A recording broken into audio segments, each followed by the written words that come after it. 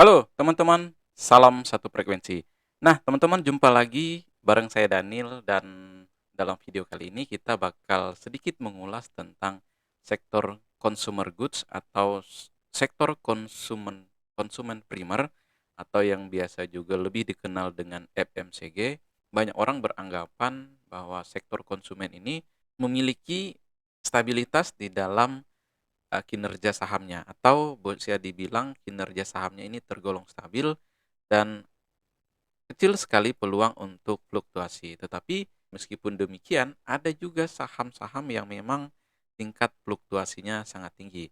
Nah, jika Anda penasaran dengan video ini, yuk kita simak bersama setelah pesan-pesan berikut ini.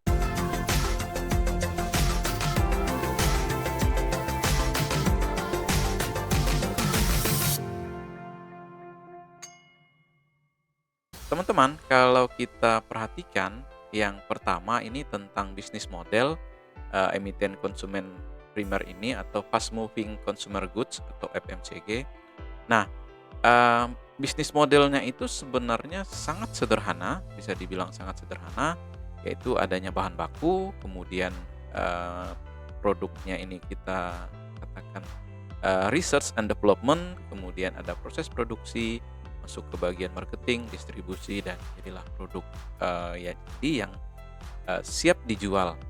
Nah, untuk menghitung proyeksi pendapatan biasanya kita gunakan price average selling price atau ASP. Ini yang kita kalikan dengan volume dari eee, penjualan itu tersebut. Nah, jadi ASP ini sendiri atau average selling price ini, atau rata-rata harga penjualan ini dikalikan dengan volume dari penjualan ini tadi, atau volume produksinya. Kemudian inilah yang menghasilkan sales-nya atau penjualannya atau omsetnya, teman-teman. Nah, sebenarnya bisnis modelnya itu sesederhana itu. Jadi tidak terlalu rumit atau lebih gampang untuk kita pahami. Nah, tetapi teman-teman, ketika kita berbicara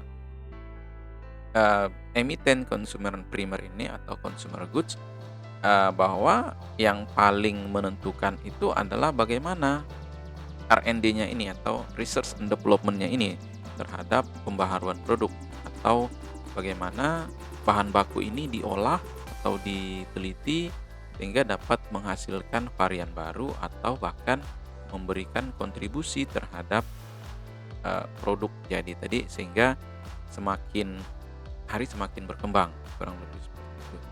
Nah, berikutnya kalau kita perhatikan, tipikal dari struktur biaya emiten FMCG ini atau consumer good ini, fast moving consumer good, tentu saja teman-teman sangat bergantung pada biaya bahan baku atau harga jualnya tadi, atau COGS. Nah, COGS itu sendiri merupakan biaya bahan bakunya tadi yang diproses melalui proses produksi. Eee, jadi teman-teman, yang paling mencolok ini adalah dari COGS-nya ini, atau biaya produksi tadi, atau HPP-nya lah, kurang lebih seperti itu. Nah, jadi kisaran komposisi biayanya itu adalah 68%. Nah, maka nggak heran kalau kita melihat sektor FMCG ini memiliki tingkat keuntungan yang tidak terlalu tinggi, atau net marginnya ini tidak terlalu tinggi. Nah, jadi setelah bahan baku proses, kemudian ada barang jadi, langsunglah dipasarkan. Jadi tidak perlu proses bisnisnya itu tidak terlalu rumit.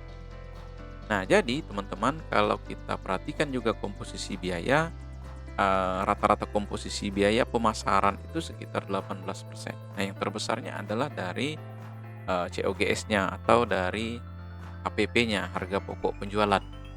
Kalau kita mengenal dalam istilah akuntansi itu harga pokok penjualan atau COGS-nya.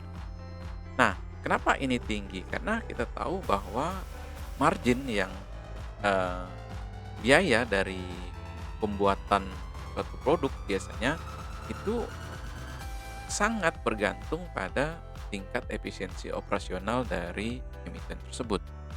Nah, kita tahu bahwa struktur biaya ini sangat menentukan kemampuan atau daya saing dari si perusahaan tersebut. Nah, kalau kita perhatikan sebenarnya teman-teman, kunci dari sektor ini adalah inovasi produk dan adanya varian baru. Nah, jadi bagaimana suatu emiten ini terus bekerja, bagian riset and development-nya ini eh, bekerja keras untuk menghasilkan produk atau varian baru. Nah, jadi produk atau varian baru ini akan menjadi kunci kesuksesan si emiten ini dalam eh, mendulang proses produksinya, dan tentu saja ini yang akan menghasilkan keuntungan atau daya saing dari perusahaan itu sendiri. Nah, jika kita memperhatikan lebih dalam sebenarnya teman-teman, kalau lihat dari bisnis modelnya tadi, kemudian kunci dari emiten ini atau sektor consumer good ini, maka ada dua hal yang menjadi pemicunya atau yang akan menjadi pemenang ini ada dua hal. Yang pertama adalah produk ini sangat beragam dan memang banyak sekali produk substitusinya atau penggantinya. Nah, oleh karena itu teman-teman, penting sekali bagi perusahaan untuk membangun kesadaran merek atau brand awareness terhadap konsumennya, yaitu melalui iklan. Jadi beban iklan dan promosi seperti yang sudah disampaikan tadi ini adalah komposisinya kurang lebih 18%. Nah, jadi terus meskipun sudah tergolong laris, biaya iklan ini juga mesti terus-menerus disesuaikan. Tapi bentuk iklannya bukan serta-merta hard selling, tetapi lebih kepada branding atau pencitraan untuk meningkatkan brand awareness. Nah, kemudian yang berikutnya adalah efisiensi operasional. Jadi, semakin efisien emiten dalam mengelola operasional, maka hal ini tentu saja tidak akan mengurus margin keuntungan, atau bahkan kenaikan bahan baku ini bisa saja dibebankan kepada konsumen loyal. Jadi, meskipun harganya naik, konsumen akan tetap membeli produk. Nah, semisal contoh, kalau kita perhatikan teman-teman mie instan. Nah, kalau kita perhatikan mie instan ini teman-teman, ini iklannya saja setiap hari itu mungkin bisa 4 sampai 5 kali muncul di televisi. Lalu kemudian tanpa kita sadari juga harganya juga terus naik, tetapi kita tetap beli dan tetap laris. Nah, seperti itu. Bisnisnya tentu saja bertumbuh. Nah, jadi teman-teman, kuncinya ada dua. Jadi, bagaimana perusahaan mengelola iklan untuk meningkatkan brand awareness melalui iklan. Kemudian yang kedua adalah efisiensi operasional. Dari setiap bisnis kita melihat akan ada prospeknya. Jadi, beberapa perusahaan tentu saja untuk mempertahankan prospek ke depan, mereka bahkan melakukan ekspansi hingga ke luar negeri atau untuk menjangkau pasar luar negeri, pasar yang lebih luas. Nah, yang pertama mereka lakukan go internasional tentu saja. Seperti yang dilakukan oleh ICBP itu dengan mengakuisisi Pine Hill.